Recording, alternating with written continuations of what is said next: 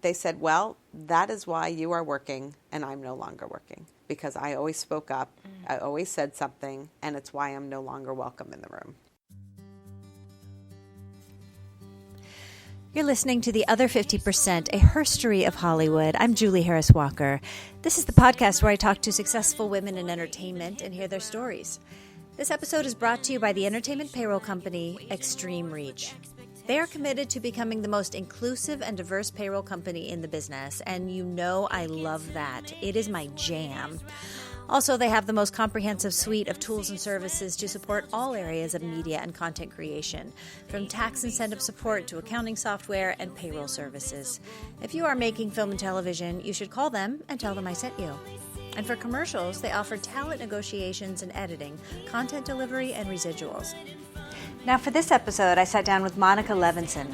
Monica is the president of production for ShivHans Pictures and comes from a long line of working women in her family. In fact, her mother started a bank. She produced Bruno, Borat, Zoolander. She supervised private parts. She's in a lot of comedy, considering women aren't supposed to get comedy. And as you can tell from the open, we got real about the business and how to balance self-preservation with ambition in this heretofore male-dominated industry, and the shift that is afoot.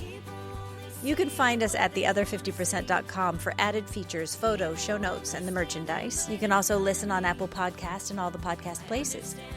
And the Other 50% podcast network is growing. We are soon to launch a new podcast called The Kiss My Age Show, which is where women of a certain vintage, grown-ups, talk about anything and everything, all the things that matter. And then, if you want to talk politics and culture, go listen to Exit 38. It is a show where two people who seem to be opposites from a political perspective discuss the issues of the day while trying to find common ground, which they do. Emily Van Dyne and Sean Patrick Hughes are both really smart and thoughtful and kind. You're going to like them. You can also find Exit 38 on Apple Podcasts and all the podcast places. Just go spend a few minutes on Apple Podcasts and subscribe to some stuff.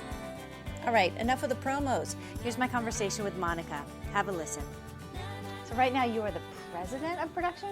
I'm the president of production of ShivHans Pictures, which was established in 2014. Although in 2013, Shivani Rawat, who's our CEO and founder, she got into the business with a movie called Danny Collins, which Al Pacino starred in. It was Dan Fogelman's first feature that he directed.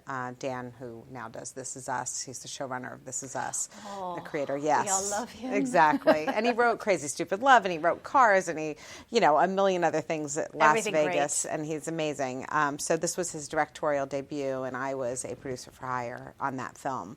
And I met Shivani on that film. She was there to produce and finance the film. It was her first feature, her first venture, and we met and we clicked. And so I came on board to, be a part of her company. Yes, to be a part of her company. Is this your first staff job?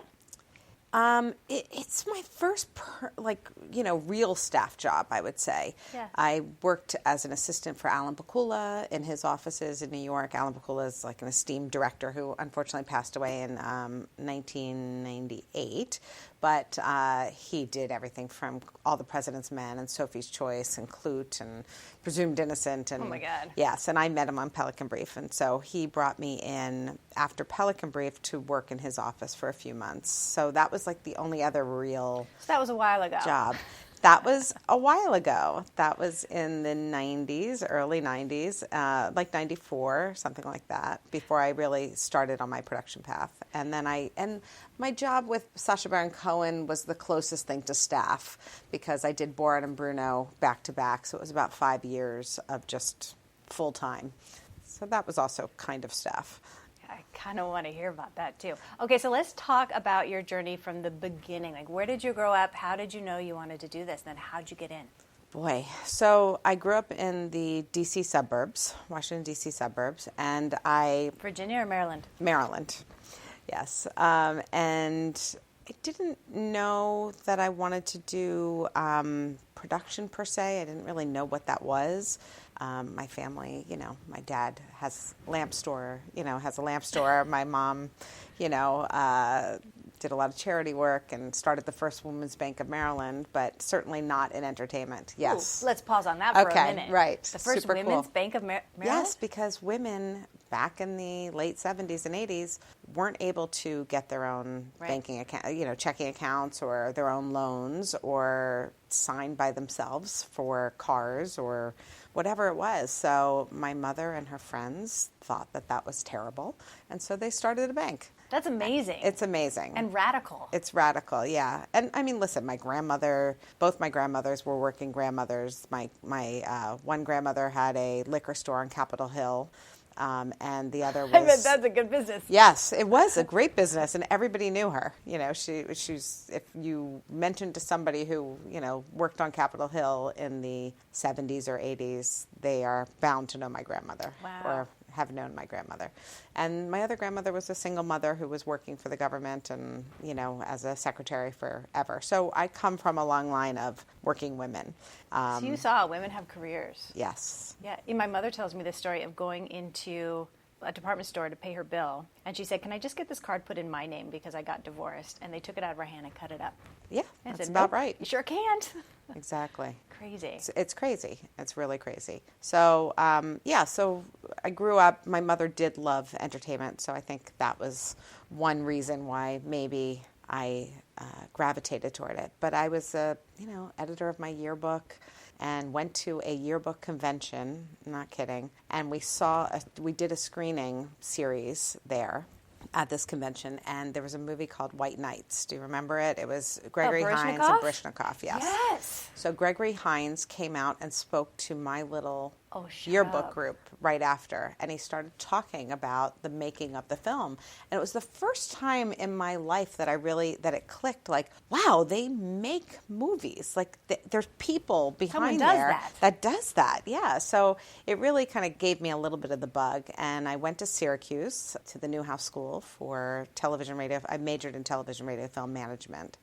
And came out and started working in television news, actually, for the Washington Bureau of Entertainment Tonight, which was a super fun job and fast-moving, and I loved it, loved every second of it. And we also did these little package pieces for Consumer Reports television news, which were like little interstitials that were being syndicated out to local stations across the U.S. for Consumer Reports. Mm-hmm. I didn't do much with that, but they were part of our company. But I was mostly the Entertainment Tonight side. And I also did coverage in D.C. for Entertainment Television, MTV, VH1, an Australian outlet, different people that would come to D.C. and need a crew or ask us to feed them, do a story for them and feed it to them, mostly during the election period and inauguration time. So, and what jobs were you doing with them? I was a coordinating producer, if you will. I was basically booking the crews. I was going out and interviewing people, doing whatever it took, feeding the footage. Yeah, pulling footage that I thought was the right footage, pitching stories in the morning to the people in LA for Entertainment Tonight about, like, what story do you need today? Because that's just so fun. Yeah, it was super fun.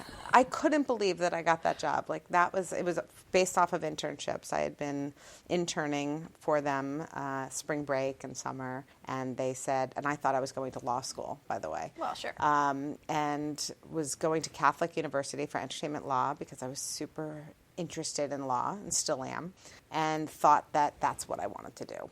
So I had this job, for the summer, and they said, "Do you want to stay?" And I talked to a couple lawyers, and they said, "You don't want to be a lawyer. Do you really want to be a lawyer?" The lawyers talked you out of it? The lawyers did talk me out of it because they said, "Do you want to do contract law for the next, several years? How are you paying for law school?" And I said, "Well, loans, and I'll figure it out." And they said, "Yeah, and then you're going to be paying off those loans by doing contract law for the next however many years." So they convinced me that being a coordinating producer for this company, Airwaves, was the better way to go, and it was. So after a few years, the owners, which were two women actually, told me they wanted me to go more into sales to bring more clients into the company because they thought, you can do that job with your hands tied behind your back. Why don't you bring more people into the company, more customers, more clients?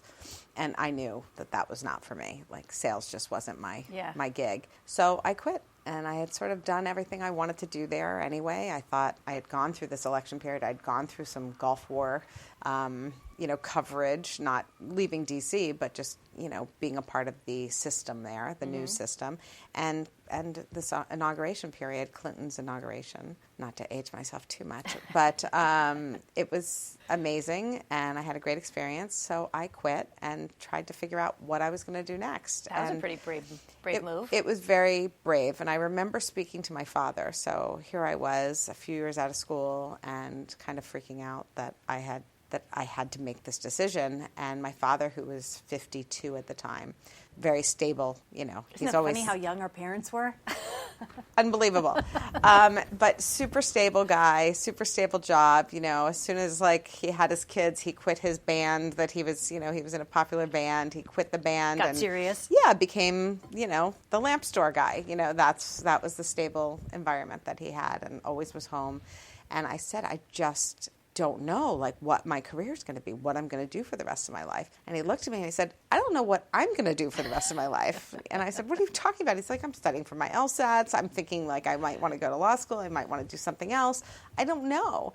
And you have to know that whatever you're going to do, you can always change. You're you're the grown-up. You're supposed to know. Well, and I thought it was such a relief to me because I had always put so much pressure on myself. Yeah. And he was giving me this sort of lesson, which I really tell anybody who will listen, because, any younger person that comes in the office, I'm like, you have to be prepared that you're going to pivot your career at some point.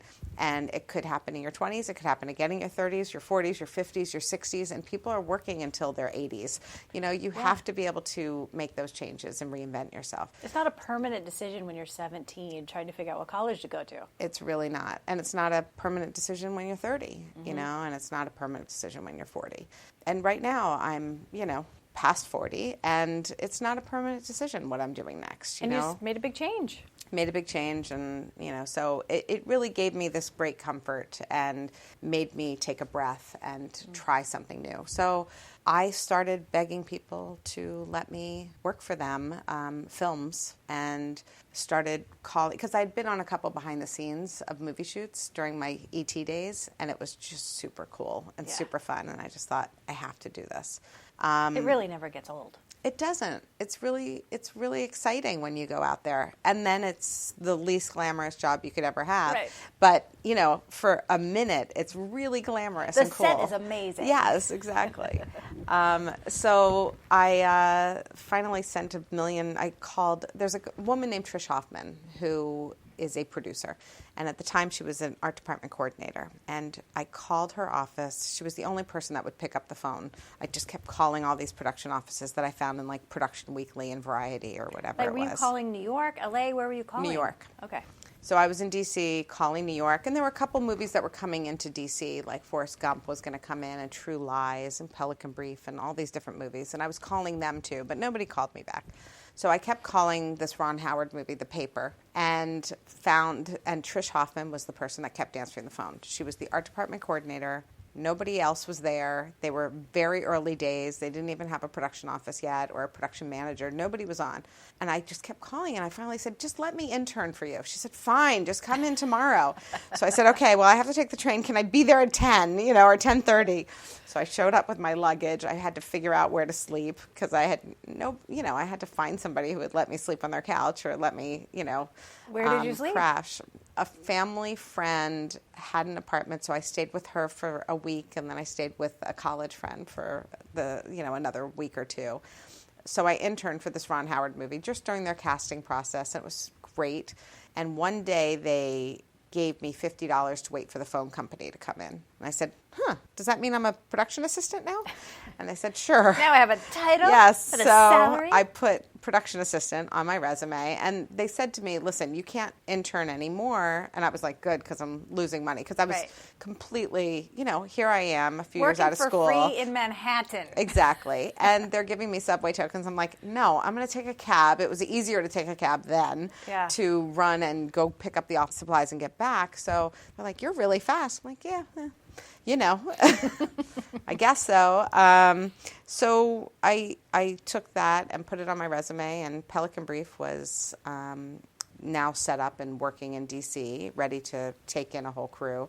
And I sent my resume, and they said, wait a second, you just worked on a Ron Howard movie in New York? I said, yes, I was there last month. And so they fired their production secretary and hired me. And my job was to buzz people on the front door, answer the phones, and make sure the craft service was all neat and, great. And then at that point, the story will get shorter, because at that point, this woman who became my mentor and is still a very good friend, Celia Costas, she would call in from the road, from New Orleans where they were filming, and just be, going insane about whatever was happening, and like, I need to find this person, I need to find that person. And I was super nosy. So I listened to where everybody was. And here I had been running a company for, the better part of a few years.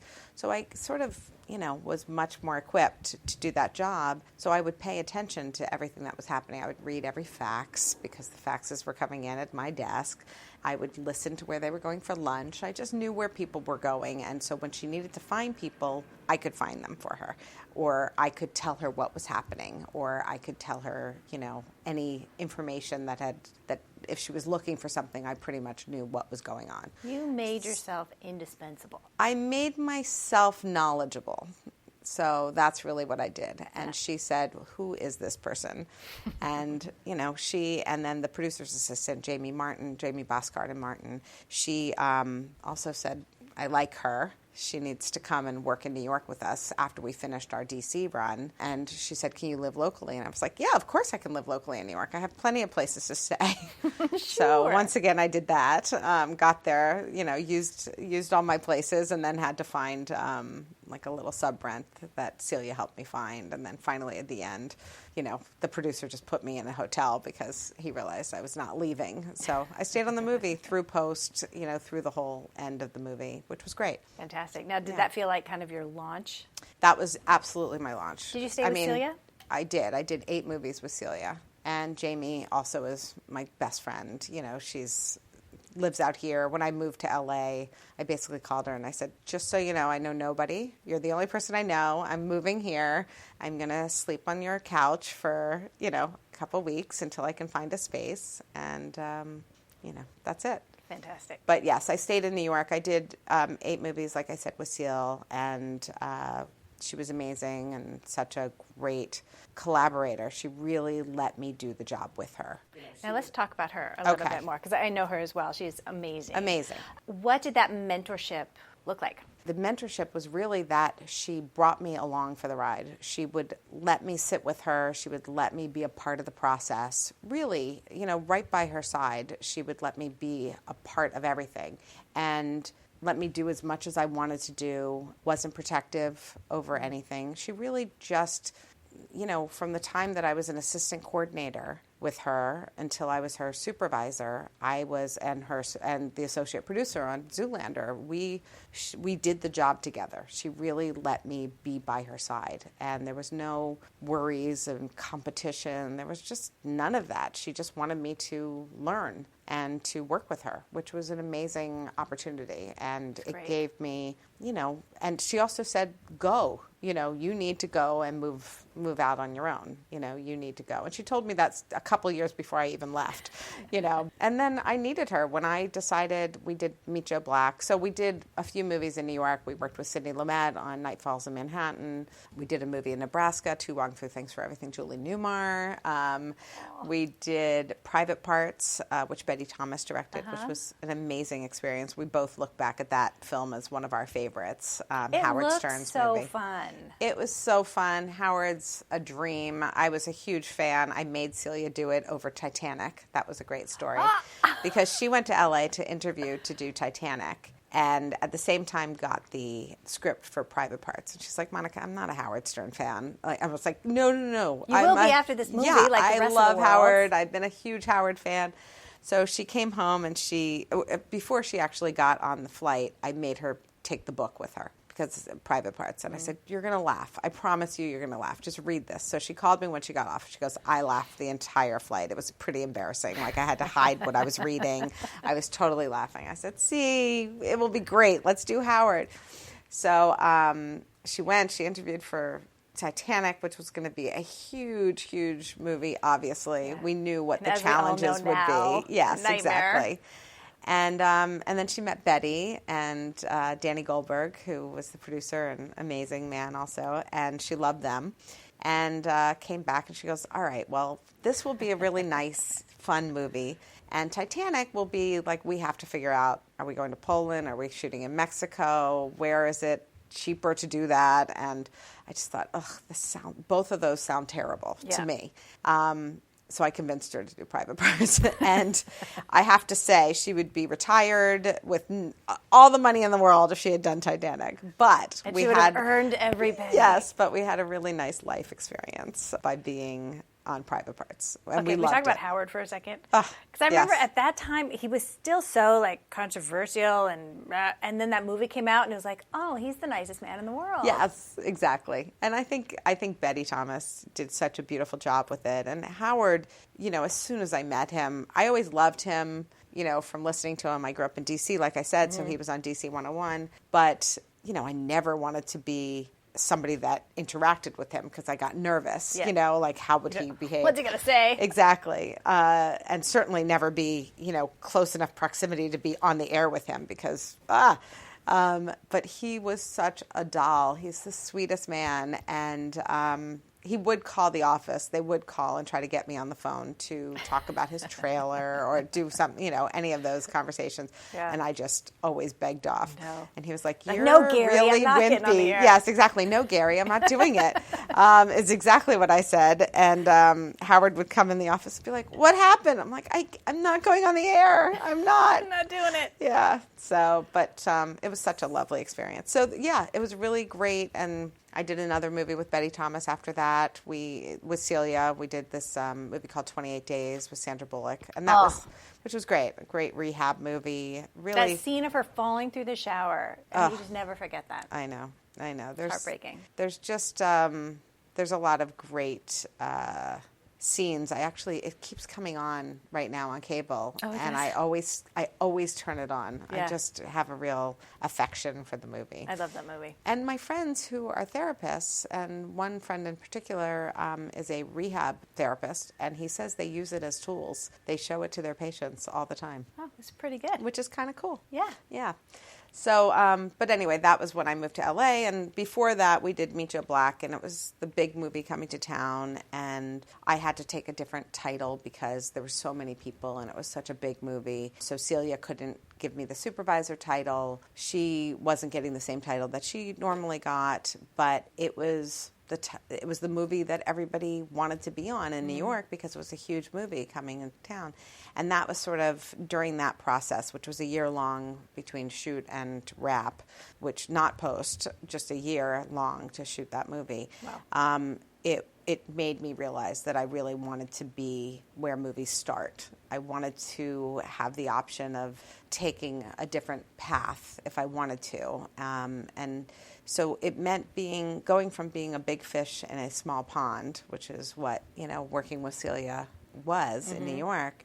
Isn't it funny to think of New York as a small pond? Yes, but it was. It was like there was one, there were just a few great crews, and this is before the tax credit. Yeah. And, that's what you did. You went in and you had the best people, and you worked and you did movies that were set in New York. So, or on the East Coast, it was basically they would take from New York to avoid post-60s, which is a whole complicated conversation. Yes, a complicated yeah, I don't need to get into it. But anyway, so that was during that process is when I decided I was going to move to Los Angeles and fly and be free. And at this point, you were production supervisor I was, level? as a supervisor, yes. So I moved and didn't work, So I really didn't. Yeah, so Celia, luckily, or actually Peter Yambruga, who was the producer on Pelican Brief, he hired me about 5 months after I moved to LA to do the New York portion of The Insider, which was great. I got to go back to New York, but going back to New York on per diem and housing is amazing. It's a whole different experience. Yes, it's amazing. So I did just the New York portion of The Insider. then came back home, and then Celia hired me for 28 Days, which we shot in North Carolina, and then came back again, still no job. That was, I didn't know anybody in Los Angeles. I didn't have any contacts. Hey guys, I'm here. Yeah, ready. so then she hired me for Zoolander, and that's when we met Ben Stiller. That was a whole career. I did 5 movies where Ben, where I worked with Ben. So, and I was the associate producer on that movie because basically it got to a point where Celia and I had so much going on, and there were all these other units that had to be done on Zoolander. And we were in New York, and it was, like the VH1 Fashion Awards and shooting live at the VH1 Fashion Awards and all those packages that had the supermodel packages, like what they do in their careers, and these still photography of like the crime scene photos and commercials that were going to be interstitials that came in. So, and billboards, all the art directing of the billboards and everything like that. A lot of moving parts. It was a lot of moving parts. And Celia said, okay, you can be the production manager, or you can go and do these other units. And I said, other units, I'm there, thank you. And because I just knew that it was going to be a really tough movie, which it was. It was a really hard movie, and legendarily hard. Is that a word? Legendarily? Yes. Difficult. But anyway, so, and then I stayed on the movie. Stuart Kornfeld was the producer, and he and I got along really well. And he said, you have to work in LA with us on post-production. And I said, I'm not going to. And because it was really hard. Like I said, it was a really hard movie. In LA. I was, but I was like, I just can't. It's too hard. And he said, what do you need? And I said, I want to be called an associate producer. And he said, done. And I was like, oh, wait, what? That was it? I should have asked for more money. I should have done. That's what you get for asking. Yes. So I became the associate producer and stayed on through, the whole experience through post. We shot some more. Celia came to LA for a couple days for, one reshoot, but we did I counted with Ben one time at the end, it was 21 different units of photography. Seriously? 21 different units, because not all at the same time, but okay, and we're going to start this additional photography. Okay, we're going to do a little green screen unit. Okay, we're going to do a little commercial unit. Yes, we're going to do these, fashion show units. And sometimes it's like a 30-second montage. Totally. And 2 days of, filming. So, yeah, it was a great experience because I was able to sort of step out of the production supervising, line producing world and do a more all-encompassing world, which was great. Was that also more of a creative role? Definitely. I definitely got the chance to be more creative and stay on through post, which you definitely get that opportunity to have more creative input in post production, which was, awesome. And that was really, that was more my footing. That felt right. Yeah. That's where I wanted to be. I'm great with numbers, I'm good with organizing and coordinating, but I also wanted to be more involved and creatively involved. So did you stay in that space? I did. So again, I didn't work after Zoolander.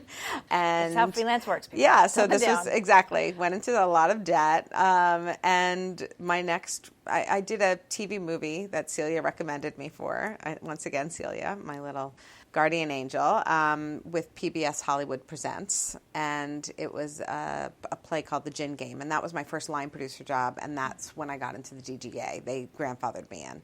Yeah, I was going to ask how you went from supervisor to UPM. So that was a grandfathered situation. I got grandfathered into the DGA, thought, great, I can now work as a production manager, and learned the hard way that was not how you work as a production manager. And I had no qualifications to work as a production manager because I had spent years as a production supervisor, which meant that somebody else was getting the UPN title, which was Celia, on those movies. And I was not... Those days didn't count, my supervisor days. So when you say you didn't have the qualifications, do you mean technically through the union? Because you were doing the technical job, right? qualifications. Yeah. So here I am, 22 years after I started production supervising.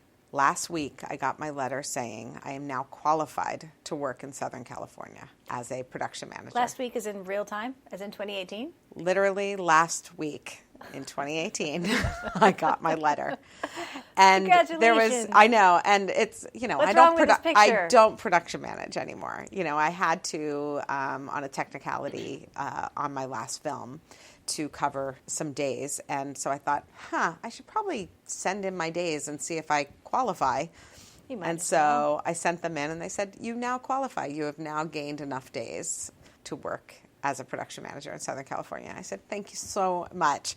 By the way, there was this great relief, and then, okay, well, my plan C, I might be able to production manage again. And you never know. You never know. And now I have this qualification.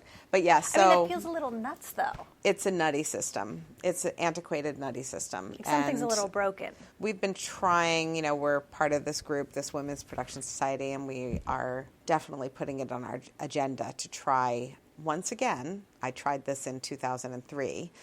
Single-handedly, but now there's more of us. Now there's a big, powerful group. Yes, exactly, to get production supervisors into the DGA, into the Directors Guild. So we're working on it. We'll see. If there ever was a moment, probably now. It's a moment because production supervisors usually come up through the production office. Mm-hmm. They're usually women because that's just how it goes. We roll. And the DGA is geared towards people who work on set and move up as production assistants and then as ADs, assistant directors. And it's a different skill set, truly. There's very few assistant directors that would say they directly are qualified to be a unit production manager.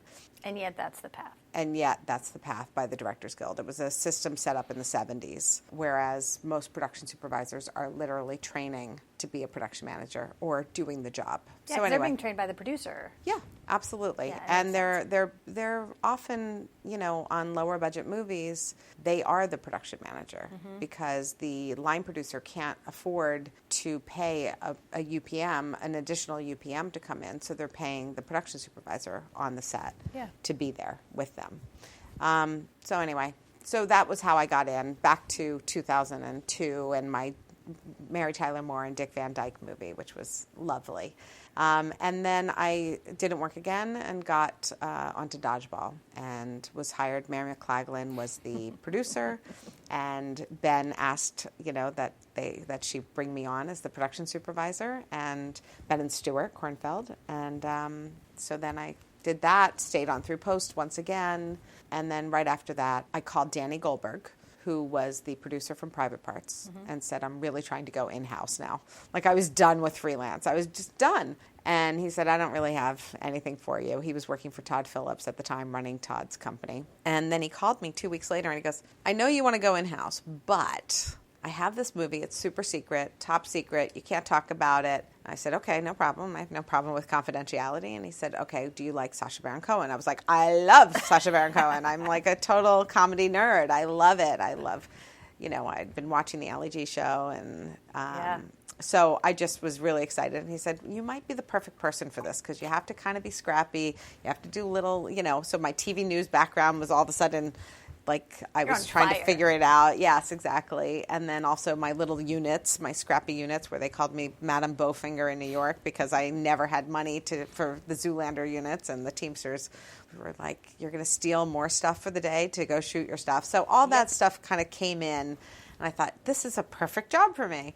So I went in and I met Sacha and I met Todd Phillips, who was the original director on Borat. Oh. And we were supposed to just work 3 months, and that 3 months turned into 5 years for me. So I was sort of the last. Yeah, Sacha and Todd had disagreements, and Todd left the movie after about 11 days of filming. And we were going to revamp and get back out. We were looking for a new director, and Sacha was playing a pickup basketball game with Gary Shandling. As you do. As you do, and broke his foot. And that shut us down for, a good 8 weeks, and that gave us time to revamp really in the right way. A brilliant move. Yes, I know. If he couldn't have planned it better. And that's when Larry Charles came on, and we set up the process again and started. So now I got to ask, how kooky is he in real life? He's not. He's a lovely, also really a lovely guy. He's just wonderful. Genius comedian. He is. I mean, listen, like most people that are really awesome at their job and really smart and great at comedy, they don't like to hear the word no. Yeah. So I had already been trained that with Ben, and now Sacha, was more of the same, and just a really good guy. And listen, nobody wants to be told no. You know, if they have a vision, my job is to try to put that vision on screen. Yeah. And so you just have to figure out how. You just have to figure it out. Yeah. And that's what I did. You know, I had to figure out a way to make that movie. What's the craziest thing you had to figure out? There was a complication every day. Truly every day. Every day's a puzzle. Yes. And I got my honorary law degree with those 5 years because I learned so much about the right of publicity and the right of privacy and indecency laws and everything in between, and a lot about, you know, each state having the different laws. And, you know, I learned a lot. I mean, the conversations I would have with our attorneys were insane. You're like, some what have we been documented. Do here. Oh, Where's I mean, the on line? Bruno especially, because Bruno just, you know, we pushed the limits. And I had interactions with the FBI. I had interactions with the Secret Service, with every law enforcement agency. But the FBI was tracking us on Borat, and I was able to sort of calm the situation and have a nice relationship with the guy, with the FBI guy. What did they think you were doing? They thought they had reports of an ice cream truck traveling around with two men that did not speak English with high-end equipment on the truck and in the truck, and sometimes a bear. And they thought for sure that we were terrorists. So the FBI found me because I brought the bear. I didn't tell any state that we were coming, or any film commission that I was coming to town, that we were bringing this band of people for 2 weeks, because that would have ruined our confidentiality and what we were trying to do if anybody had any knowledge of why we were there or what we were doing. So were you not permitted wherever you needed to go? No permits. Oh, no. No permits. I had a documentary permit for Los Angeles, and I had a documentary permit in New York. But the other states, I did not get permits. But I could not do that with Texas because I had a bear. So I had to get a permit with the Wildlife Commission. And so I had to bring the bear. They were twin bears. I had to bring the two twin bears from Canada down to Texas. So they knew what permit I needed, and I got that. So when the FBI said, and there's a bear, you know, somebody reported the bear being there. Like, no, there's two. They called up, exactly. They didn't see the second one. The second one was at bear camp, or tailing behind for when the other one had to, it was like twins, literally. It was resting.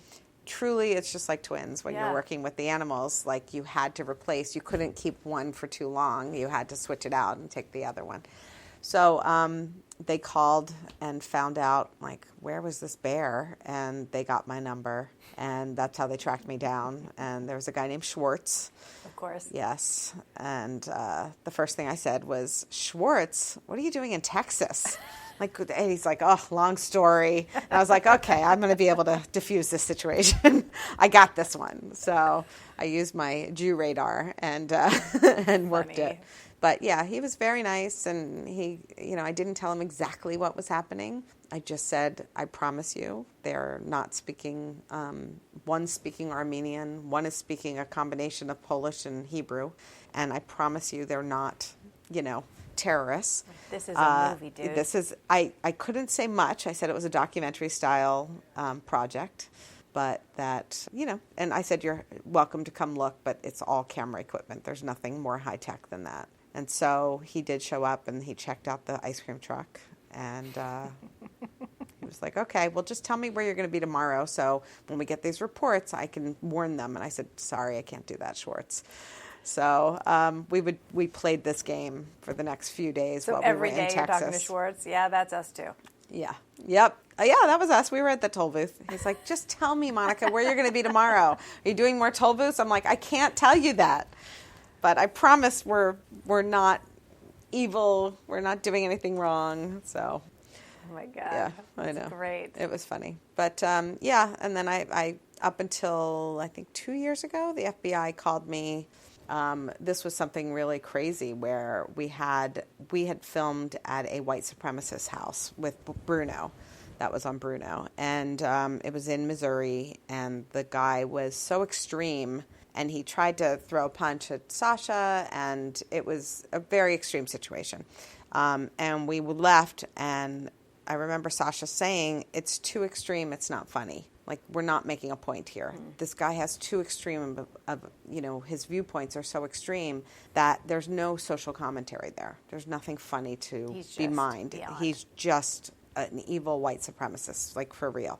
And so we never used the footage. And years later, like 2 years ago, I see the news, and I see that this guy had shot 2 people outside of the JCC in Missouri. I don't know if you remember this. I think it was in Kansas City. And he went outside and shot his gun and killed a few people. I think only 2 people died, but shot many people. And was convicted. And the FBI got a call from one of our off-duty cops that was with us from Missouri and said, "I was with these guys. And the person who my contact was Monica Levinson, and you might want to call her because she was in his house." So they called me to get the footage and see if they could check, because we had footage of the actual house and looking for guns. That was one of the things that we looked for before we went in to make sure that there were no guns in the house. So we sent what I could find, and I sent it to the FBI. But yeah, I mean... Oh, my God. Oh, yeah. I mean, we interviewed, I have to say, an alleged terrorist in Jordan and in Area C outside of Israel. It was tough. It was tough going. How do you even have those conversations with those people? Well, we have a team of people that are going out there to interview and try to find those people. I had people that were former CIA workers telling me who would be safer to work with than others. Safer. I had people that worked for the BBC and worked for other news outlets that would, help me to try to find people. They were more serious journalists that were trying to help me find those people. So we hired a lot of people, and Sasha's incredibly smart and, just kept pushing. And when we said, "I don't think it can happen," he was just like, "It can happen. We're going to make it happen." There's a lot of evidence to show it can happen. Yeah. And so we really did. We, made sure that we were safe. My job was to make sure not only that it happened, but that we did it in a safe way. And I would never put Sasha in a place, where I knew that it was untenable. The safety. But I'm thinking, of course those guys have guns in their house. Well, we would go to extents where, Sasha said, "I can't be funny if I know that there's a gun there or that there's loaded guns near me. I can't." Like under the guy's seat cushion.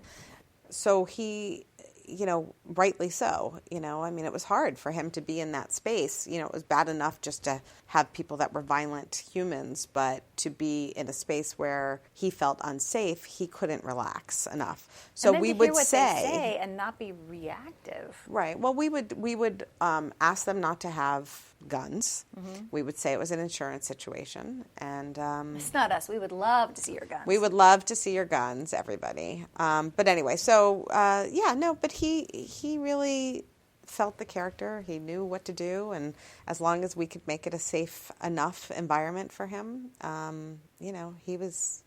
And, some of it, he was more risky than I was. Mm. I was definitely the mom of the operation. Larry Charles used to say that it was like sending, a classroom of kindergartners out into traffic, onto a highway to play in traffic. And then I was like the person at the end of the day counting them as they walked in the door. Oh, my God. So that was his analogy. I didn't like to think of it that way because I always thought, hopefully we're safer than that. Yeah, that seems a bit reactive. Exactly. At the end. Exactly. So, but it was, listen, in hindsight, now with it all behind me, it was a great experience. Every day I had heart palpitations. I was, I had 4 phones, at my ready. I had an open phone line with one of the production assistants who would just keep her phone open when police activity or something was going on. I had to stay behind. My claim to fame was that I was actually arrested along with the first AD. We were arrested and jailed for 19 hours. For what? In New York. My crime was petty larceny and possession of stolen goods. What'd you steal? Nothing.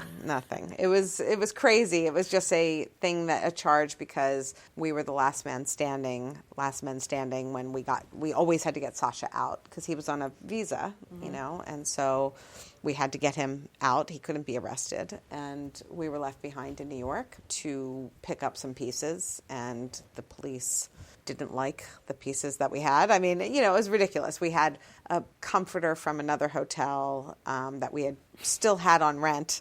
I had an insurance certificate with that hotel because they knew we were filming in the room. And then the other hotel had my credit card. So they kind of, when people say who's in charge, they would point at me. And I couldn't be there. So, what I learned from being arrested was that I couldn't be there for the future. I had to stay back at the hotel, wherever we were, so that when they said who's in charge, well, let me get her on the phone. Yeah, it's better than having a target It's on better your head. than, yeah, exactly. So it all kind of makes for a very interesting life, though, doesn't it?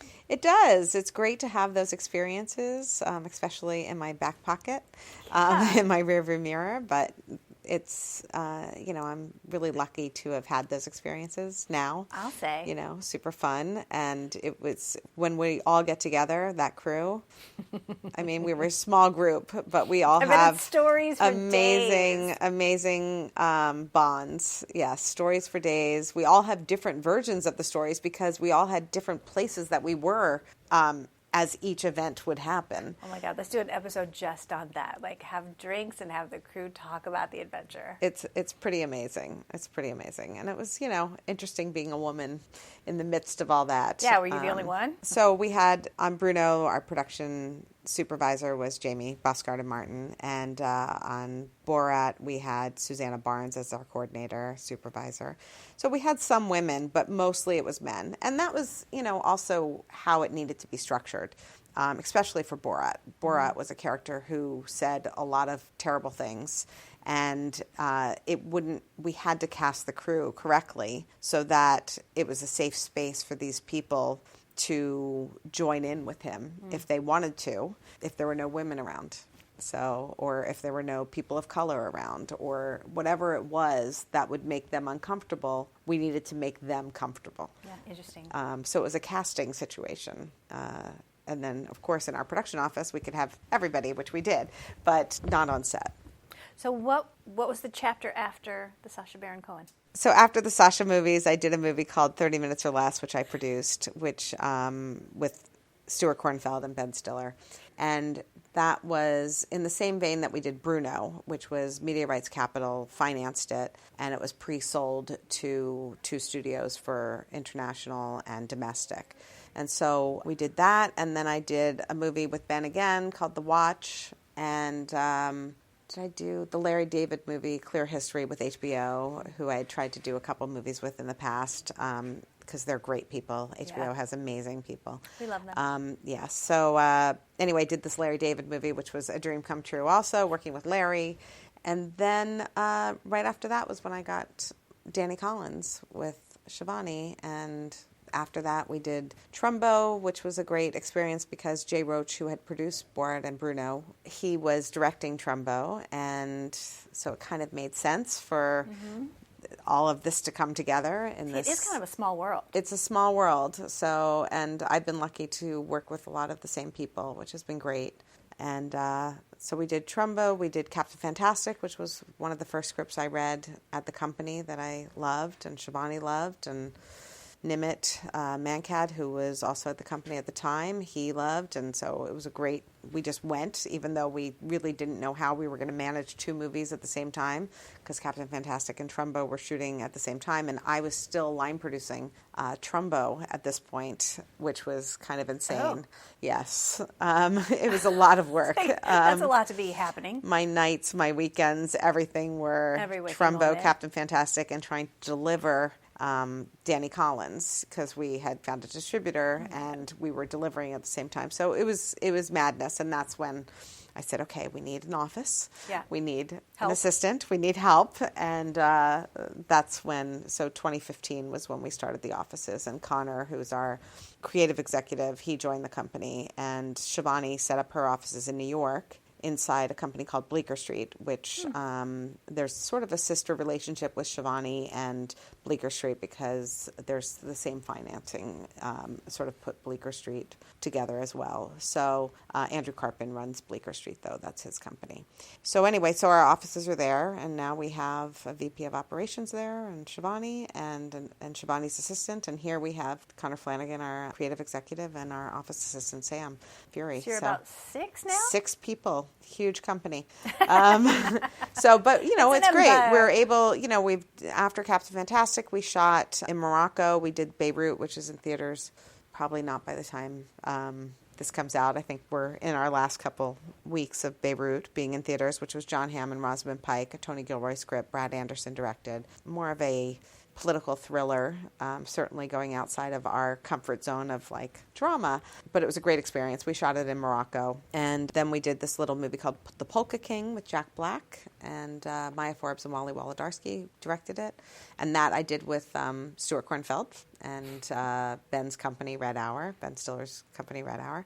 We sold that to Netflix after Sundance, and then we just shot a movie in Memphis that we produced called Brian Banks, and that's with Aldous Hodge and Greg Kinnear, Sherry Shepard, about a kid who was 16, a true story, falsely accused of a crime at 16, put in jail through the parole system, everything over a 10-year period, and fought to clear his name. And he was a star football player going, full ride at USC, already had a commitment letter at 16 and lost this 10-year period of his life. Oh my God. And so, but he had the human spirit to overcome it and sort of convince the California Innocence Project to take on his case. And because of that, they were able to work together to clear his name. And really, he did it on his own, but had a little help from Justin Brooks, who Greg Kinnear plays. And it kind of changed Justin a little bit because he was, the system is broken, and he's the person who will always tell you the system's broken. But he was also not taking Brian because he was on parole. And he thought, I need to put my time into people that are still in prison.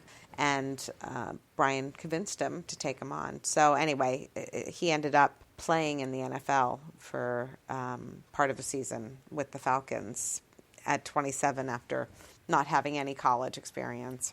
Amazing. So that's a movie that we're doing. We hear a lot of a kid being put in prison at 16 and... Yeah, it's really unfortunate. And Brian is an incredible man who lost this time in his life, but has been able to inspire others. When we met him, when Shivani and I met him in New York, he was there working for the NFL at the time. And he just, you just wanted to do right by him. You just wanted to tell his story and help other people. And he overcame it. He's amazing. He's amazing. I don't know how you go into a space like that and come out and be the man that he is, but he's really special. And he always says, don't judge me by what happened to me. Judge me by how I reacted to it. And say the name of that film again. It's Brian Banks, okay, which is we're his gonna name. Go watch that. Yes. Oh God. Yes. So we have to find a distributor. That's part of our my new little independent world that I'm in. Is you make these movies and you hope to find a distributor. So that's where we are now. Yeah. It's exciting. Yeah. So we have a couple movies that we're trying to get made now. So now my job is truly, it's everything from production through creative and starting with creative, then production, then creative. But I don't line produce anymore and don't really UPM anymore. I mean, it's enough. Yes. But it's great. It's a great place to be. I'm getting to make stories that I love. I still love comedy. I still go and see comedy all the time. I still have a real affinity for it, love stand-up, but, I'm doing less of it now. That's great. Yeah. Okay, so let's talk about what do you make of this moment of women in the world? I think it's interesting. It's really upsetting to me that it's 2018 and we're having this conversation because certainly, these equal rights movements have happened in the past. Lots of times. And I thought we were done with them. Right. I thought we were equal, but I knew we weren't equal because it's not like I've had a career where I felt completely equal as a woman in the room. That's just not the case. And yet I thought it was a status quo and to settle for it. Did we think it was good enough? I thought it was good enough. Like they're not cutting up our credit cards. Yes, exactly. Like it's fine. So I have to work a little harder. I have to, I can't rest on my laurels. I have to just keep charging ahead. I got to be better. I have to be better all the time. And I still think that's going to continue. The reality of the situation is, and not in my situation, but just in generally, women are leaving the workforce to go have children. Even if they only leave for 6 weeks, it's held against them. If a kid is sick, it's held against them. If they have to leave for whatever, there's just, even if you have full-time help and nannies, women are just held accountable for that time. And even if they have to work harder and, sit on their phone at all times, they miss a meeting, it's like, oh, okay. She had to go to the doctor.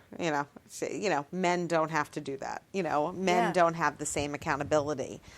And again, I'm not married. I don't have children. But that stigma is still placed on all women. It's just you got to prove women it every day. are as reliable. And I hear it all the time. People are still saying that out loud? Yeah, I don't think they're saying it today. No. But 6 months ago. 6 months ago, a year ago, they were saying it, out loud.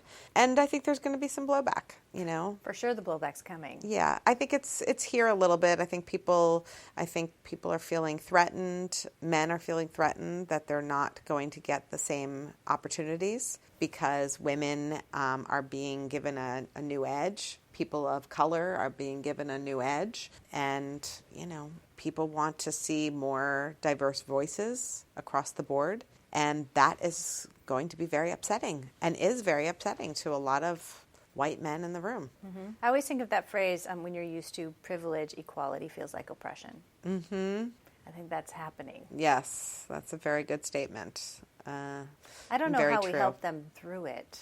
Is it our job? I don't think it's our job. I think our job is to, and unfortunately, I think part of the way that I've made my career, and I will continue, whether it's the right way or not the right way, is I'm kind in my path, and I try to be fair, and I'm a people pleaser at heart, and I will try to make people feel comfortable and go out of my way to make sure that people feel like they've been heard, and probably go out of my way to make sure that they're heard maybe more than others, but to make sure that people have a safe environment and feel okay about it. Because I'm going to be asking, and I have asked, for more women to be considered. I'm not saying you must hire a woman in this situation, but put them on the list. You need to be on the list, and you need to have them be interviewed. And also, if their credits aren't, or people of color, if their credits aren't what you're hoping, talk to people that have worked with them, because they should be given a shot. And especially in our independent space, I don't really want people doing me favors, on movies that are these sizes and that are used to working on 60, 70, $100 million movies. I don't want people doing me favors working in this space, because ultimately they're either going to be resentful of having to work in this space for that little money, or they're not going to know how to work in the space and do certain things in a more condensed time. Money is an object.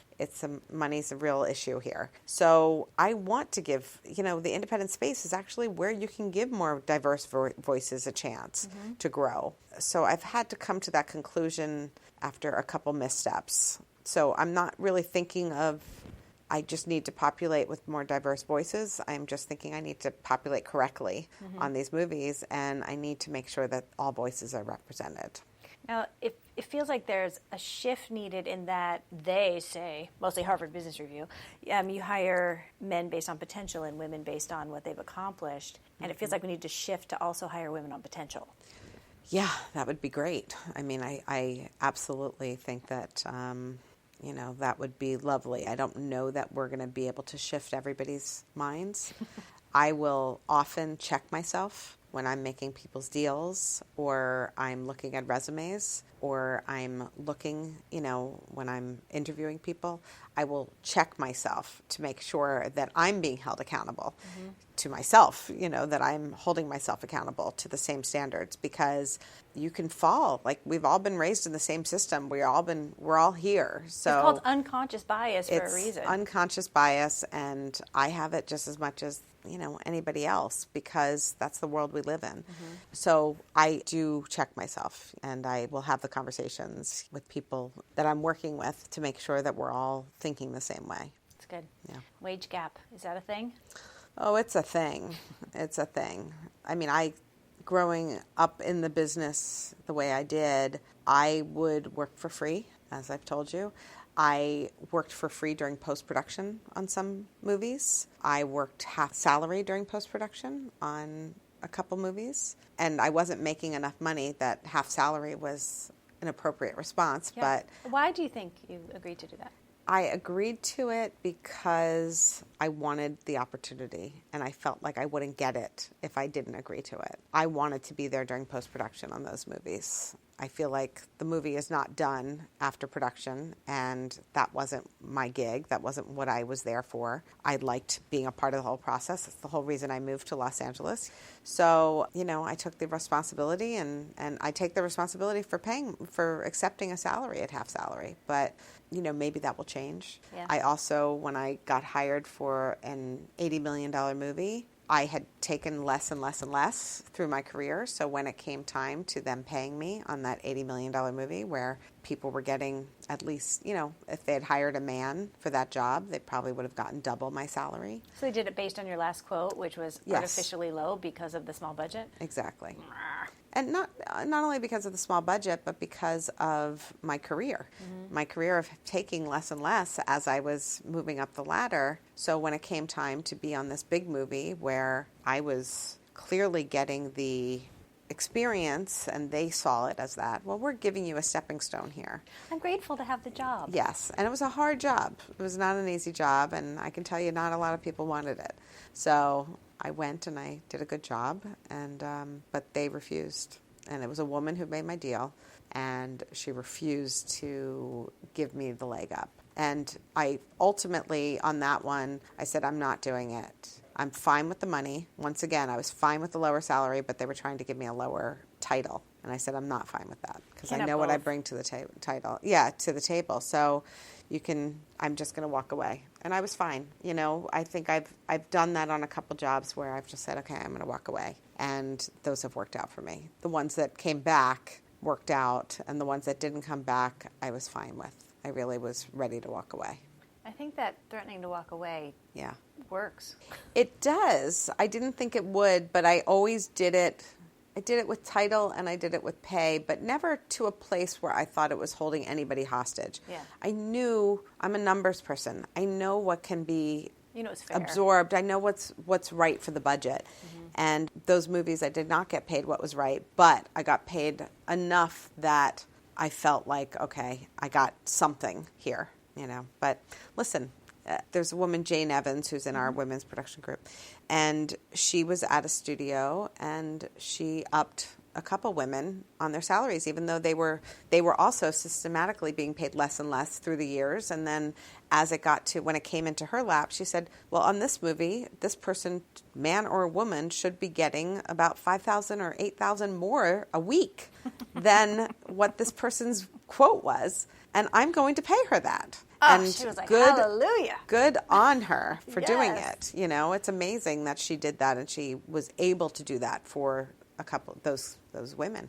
Yeah, let's do that. I know, exactly. What advice do you have for young women just coming up? Well, it's funny. I mentor people all the time. I meet with a lot of students, and I think that advice that my father stands true, which is be willing to pivot and know that what you're doing now doesn't necessarily need to mold the rest of your life. And I also say, because if I came into this business with a plan, I would never have gotten here. I never really had a solid plan of how I was going to progress in my career. Because how could you possibly know? How would I ever know? So for me, it's just take opportunities, try new things, and see if your path comes from that. And don't stick. You can have a plan, obviously, and make sure you have some money in your pocket to pay for that plan.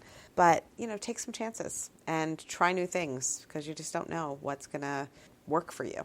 Is there anything we haven't talked about that you want to talk about? Well, if you want to talk about being a woman in the industry, I don't know if you want to talk about some of the crazies. Yeah. For most of my career, and I slip sometimes because I think that my voice is not one that people want to hear, that the director doesn't want to hear my thoughts on something creatively.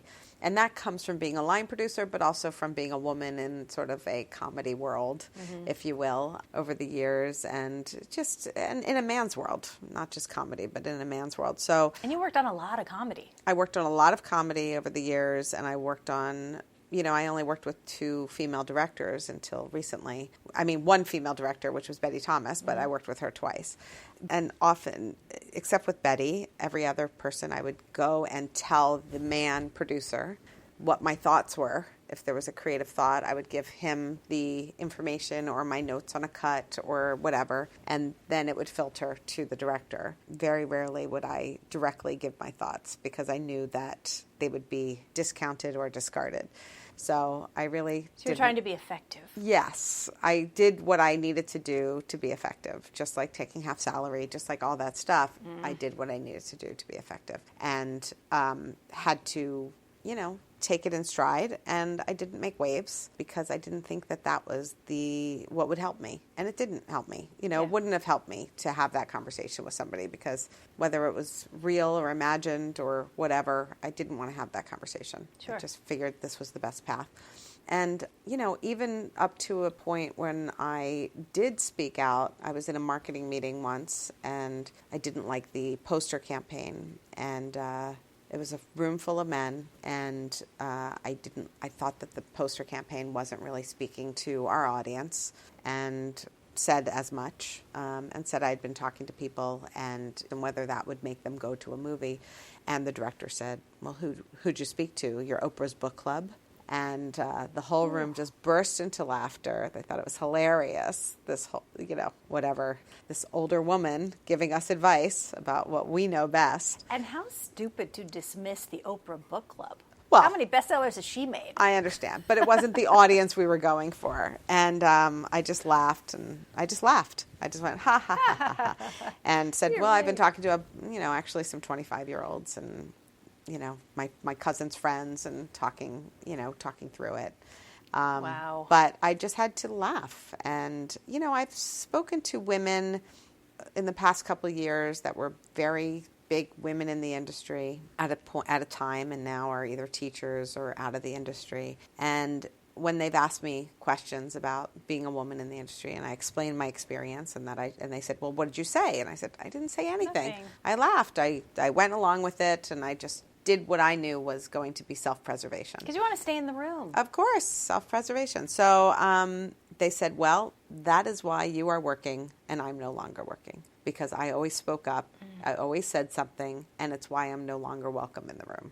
So I thought that was, for me, something I needed to hear, and it made me feel better because I was always like, should I have said something? Wait, should I have said something? I was okay with not saying something. I always felt in those instances that I just went through, I never felt like I should speak up because what's the point? What really would I achieve except if I was walking out of the room and out of the business? Right. Like, is that the hill you want to die on in that moment? No. Right. No, I didn't. So anyway.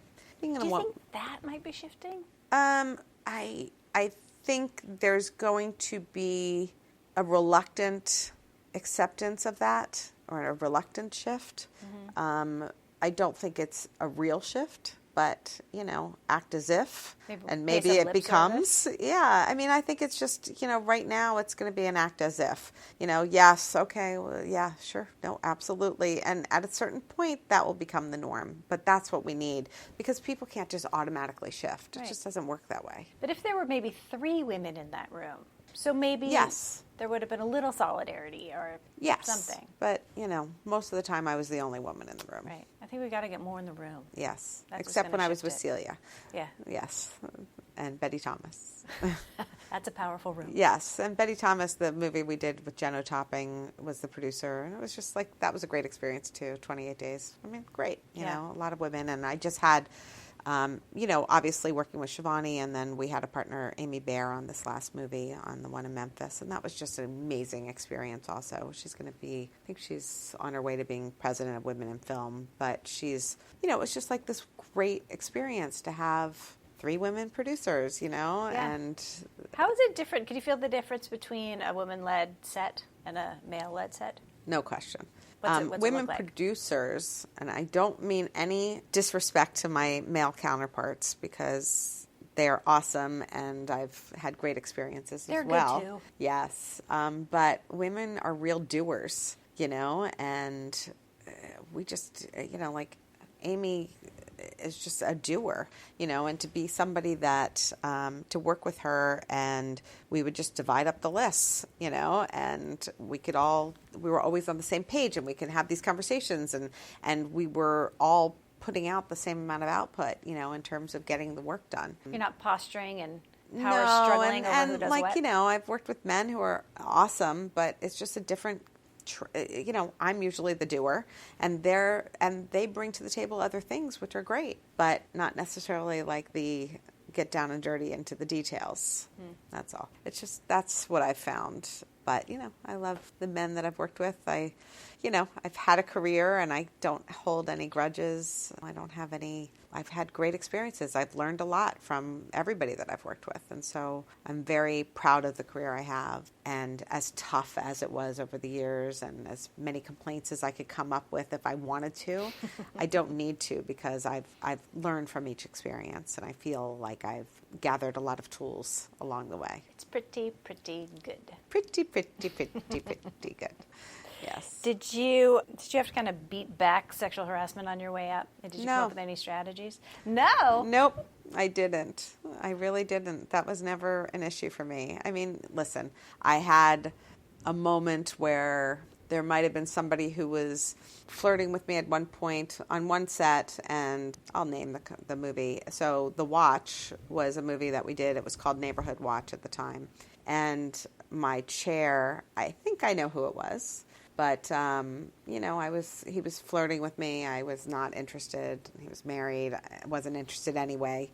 And I noticed that my chair no longer said Neighborhood Watch. It said Neighborhood Witch. The A, Nice. yeah, they'd put an I. That'll get you. Yes.